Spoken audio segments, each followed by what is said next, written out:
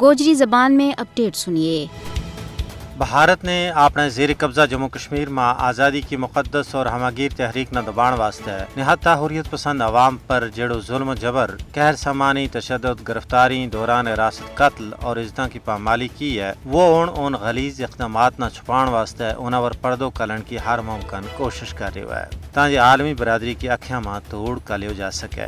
5 اگست 2019 جب بھارتی فسطائی حکومت نے غیر آئینی طور پر کشمیر کی خصوصی حیثیت کو خاتمہ کیا، اس تو بعد سینسرشپ کو نظام اپنی ساری حد پار کر چکے ہوئے ہیں۔ فیس بک، انسٹاگرام اور دوسرا سوشل میڈیا پلیٹ فارمز پر کسی نہ بھارت کا ظلم و جبر اور غلامی کے خلاف اپنی رائے کو اظہار کرنے کی ہرگز اجازت نہیں ہے۔ مقبوضہ ریاست جموں کشمیر میں عملاً صحافت ایک جرم بن چکے ہوئے ہے۔ بھارت اظہار رائے کی آزادی نہ اپنا فوجی بوٹھا ایٹ روند رہی ہے۔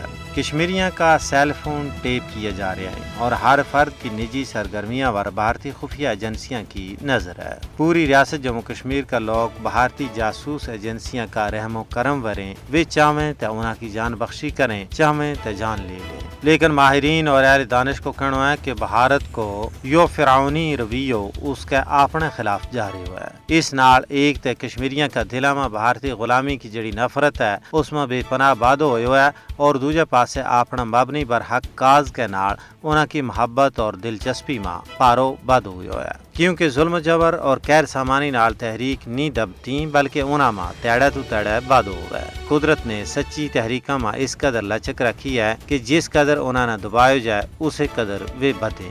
اس واسطے بھارتی مکار سامراج نہ خوئے بد نہ ترک کر کے افہام و تفہیم کے نال اس قضیہ کو فیصلو کرنے کی ضرورت ہے۔